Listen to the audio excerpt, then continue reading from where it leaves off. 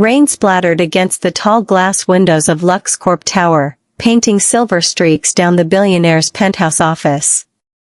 Evelyn Hart, CEO, visionary, and the youngest billionaire in the city, sat behind her mahogany desk, one hand wrapped around a glass of aged scotch. Her eyes were cold, the color of storm clouds before lightning. Another one, her best friend and CFO, Lila, leaned against the desk. "You can't keep firing your dates, Evelyn." Evelyn's smirk was sharp. "They bore me. They see my money before they see me. I'm done with love.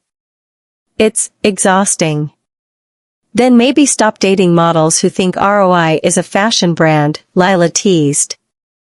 Evelyn rolled her eyes and stood, her voice rising. "You know what? I'll date the next person who walks through that door. Whoever it is. Maybe that'll make the universe happy." Lila raised an eyebrow. "You sure about that, Miss Billionaire?" "Dead serious." Evelyn crossed her arms. "The next person who walks in, I'll take her out. No questions asked." A heartbeat later, the elevator dinged. The door slid open. And in stepped Amara Wells, Evelyn's personal assistant, soaked from the rain, holding 2 coffees and a tablet pressed against her chest. Her dark hair clung to her cheeks, and her glasses were slightly fogged. "Oh. Miss Hart, I didn't mean to interrupt." Her voice was soft, nervous, and utterly sincere. Lila burst out laughing. "Well, looks like fate just showed up in a wet blouse." Evelyn froze. Her heartbeat stuttered. Because for the first time in months, she wasn't thinking about balance sheets or luxury contracts. She was thinking about the way Amara's damp shirt clung to her skin, the flush on her cheeks, the way her lips trembled slightly as she bit them. "Perfect timing," Evelyn said smoothly, masking her sudden rush of nerves. "Amara, clear my evening schedule." Amara blinked. "Why?" "Because," Evelyn said, a slow, dangerous smile curving her lips, "I'm taking you out tonight." Amara nearly dropped the coffees. "Wait, what?"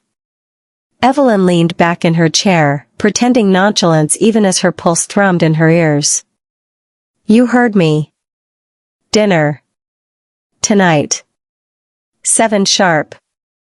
Amara blinked again, clearly trying to process whether this was a joke or an HR violation. "Miss Hart, I don't think that's appropriate. I'm your assistant." Lila, still half laughing, grabbed her purse. "I'll let you two figure that out. Try not to make headlines." She gave Evelyn a teasing wink before slipping out.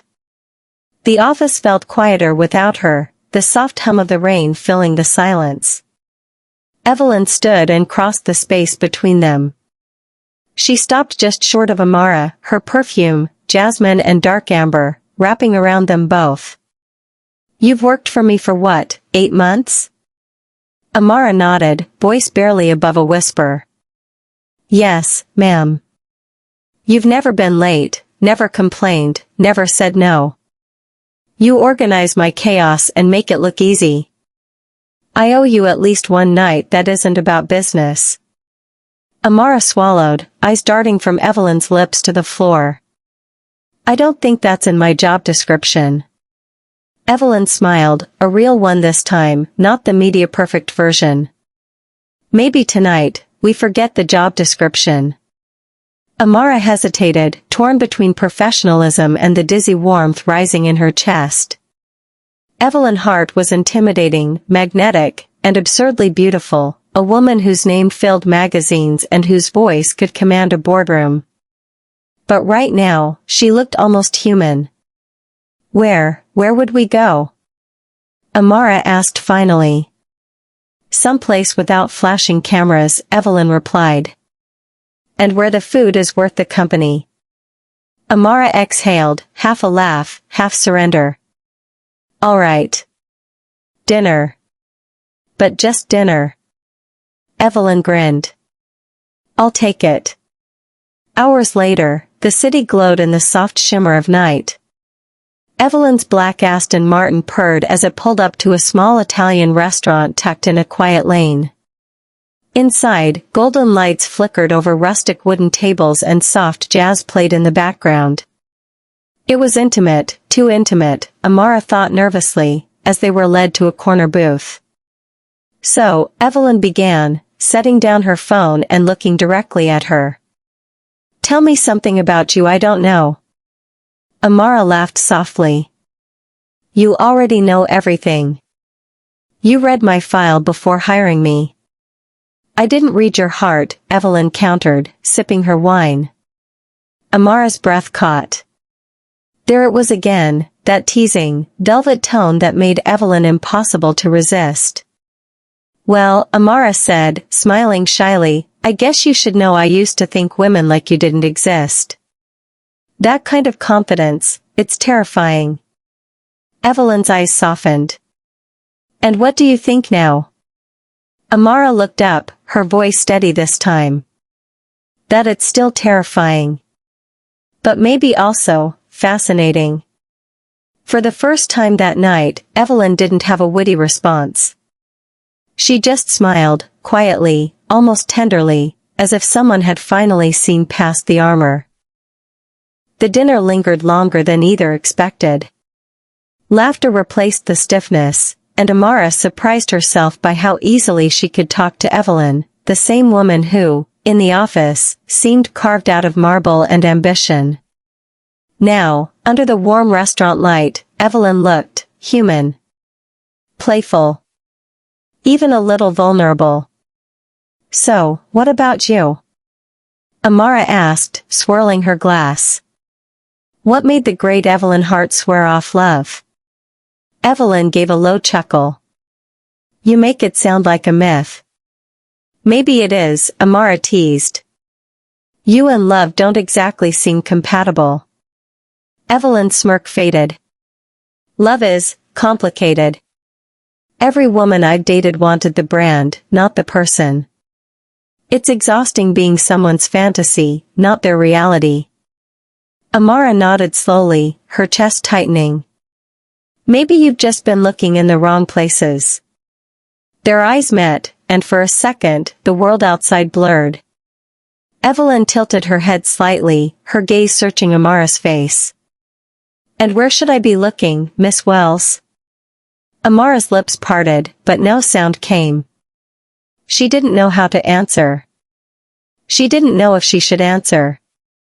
Evelyn leaned back, saving her from the moment. I'll find out eventually, she said softly. When the night ended, Evelyn insisted on driving her home.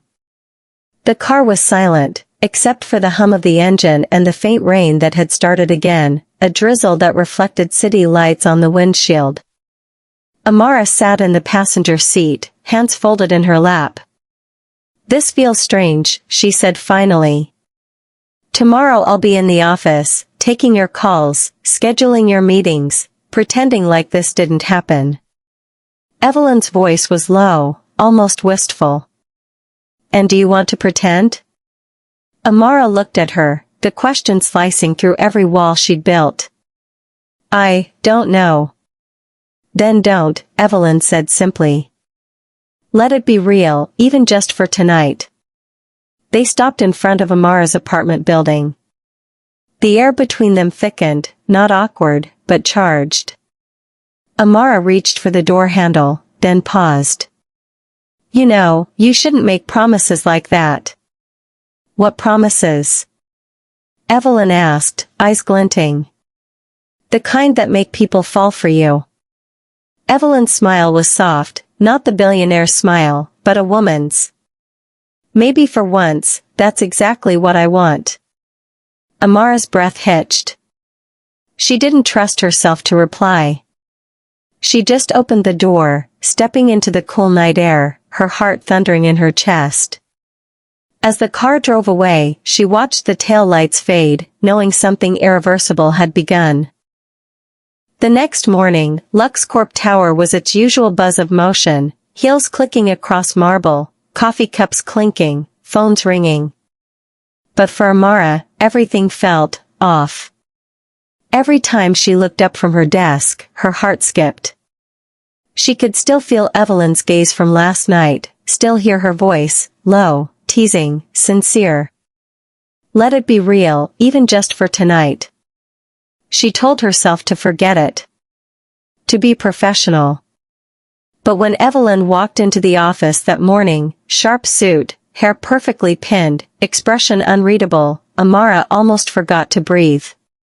"Good morning, Miss Hart," she managed, her voice steadier than she felt. Evelyn paused at her desk. "Morning, Amara." There was a flicker in her eyes, something warm, restrained. "Could you bring the quarterly reports to the conference room?" "Yes, ma'am." "Ma'am." The word felt like armor.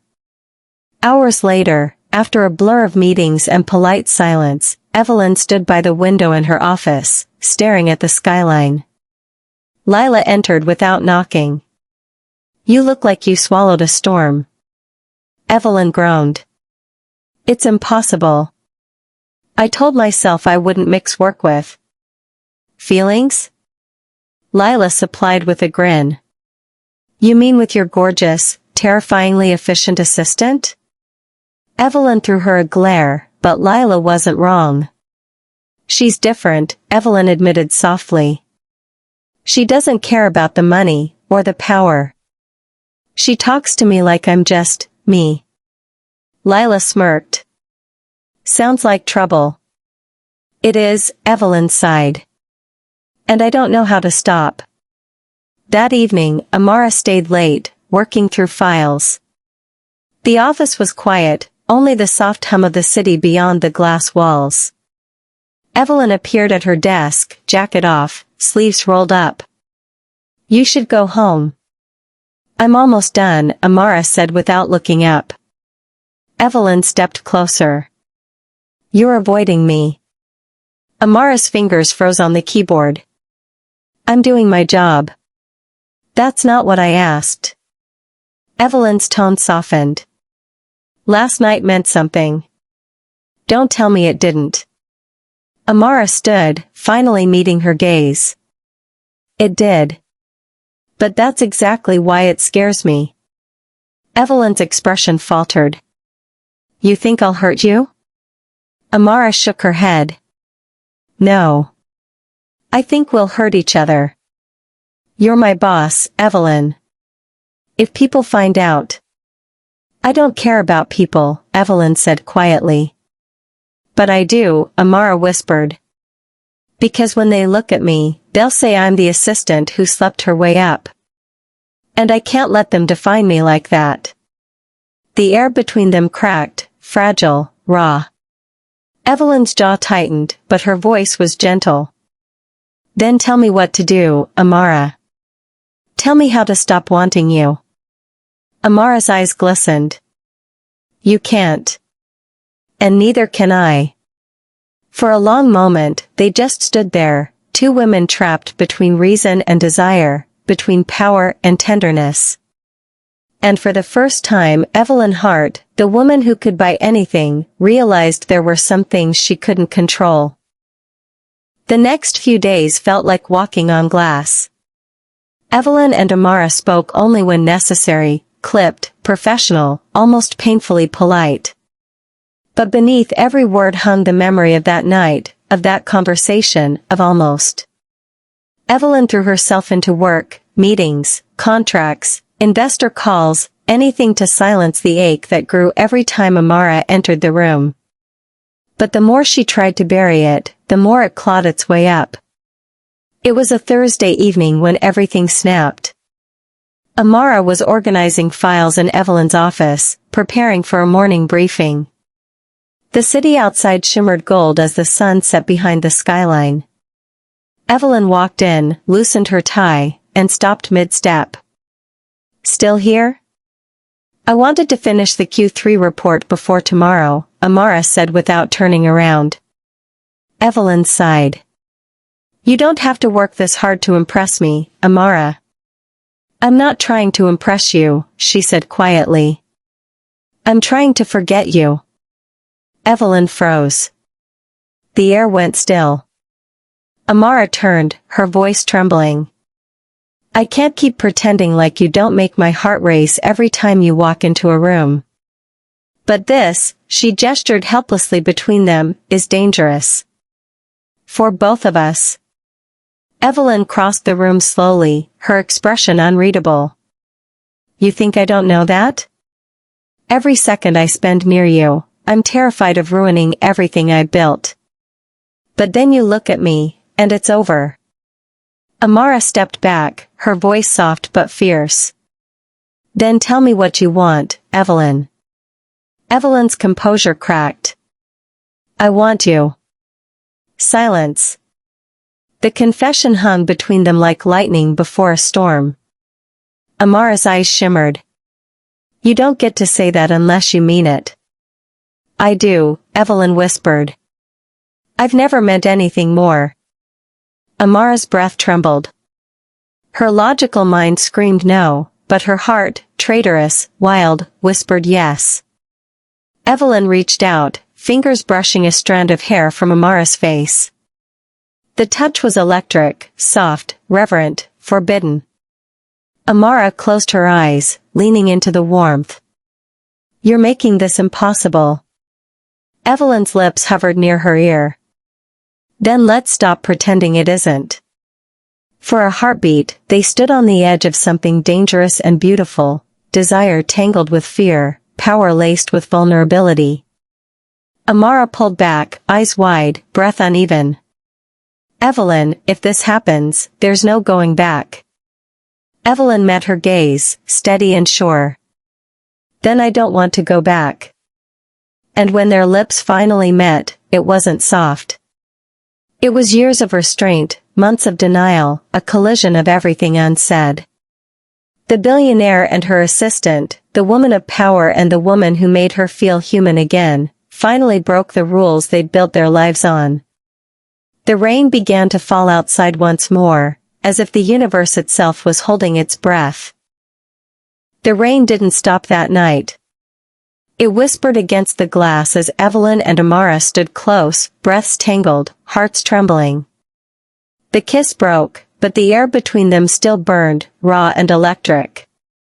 Amara looked away first, her voice shaking. We shouldn't have.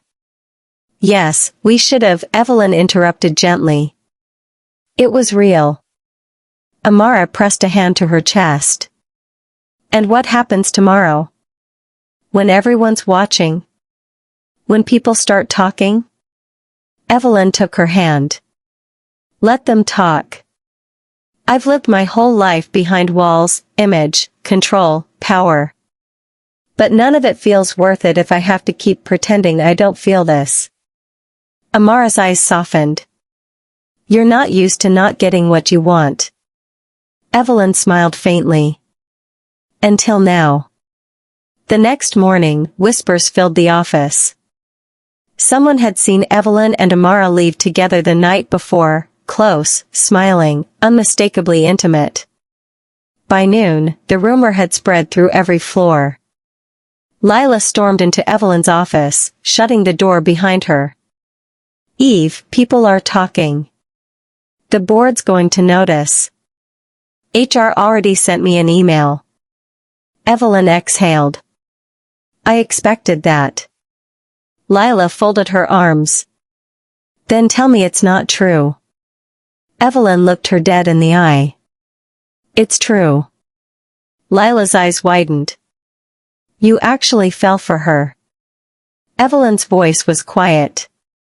Yes. I did. Later that day, Amara was called to the HR office. Her stomach sank as she walked in, the kind of dread that comes from knowing you've crossed a line you can't uncross. But before the meeting could begin, the door opened and Evelyn strode in, sharp and radiant as always. She's not being reprimanded, Evelyn said firmly. If there are consequences, they're mine to take. The HR director blinked. Ms. Hart, with all due respect. No, Evelyn interrupted. With all due respect, I won't let anyone punish a woman for my feelings. Amara's throat tightened. This wasn't the billionaire boss everyone feared, this was the woman who would burn her reputation before letting someone else take the fall. After a tense silence, HR finally relented. Evelyn turned to Amara, her expression softening. You're free to choose what happens next. Stay, leave, fight, run, but whatever you do, do it for yourself. That evening, Amara found Evelyn standing alone on the rooftop terrace, the city glittering below. I handed in my resignation, Amara said quietly. Evelyn's face fell. So that's it? No, Amara whispered, stepping closer. It's so we can stop hiding. Evelyn's breath hitched. Amara smiled faintly. You once vowed to date the next person who walked into your office. Maybe the universe knew exactly what it was doing. Evelyn laughed softly, that rare, unguarded sound Amara had grown to love. Remind me to thank the universe someday. The wind brushed their hair as the city hummed beneath them, alive, infinite, and full of stories like theirs. Evelyn reached out, intertwining their fingers. So, Miss Wells, how does it feel to be dating your ex-boss? Amara leaned in, her voice a whisper against Evelyn's lips. Empowering. Their laughter mingled with the night, a promise, a beginning, a love neither of them had planned for but both were willing to fight for. Epilogue. Months later, LuxCorp's new PR campaign headlined. Love isn't a liability, it's the greatest investment. And beneath it, a photo, Evelyn Hart and Amara Wells, hand in hand, smiling like two women who finally chose to live on their own terms.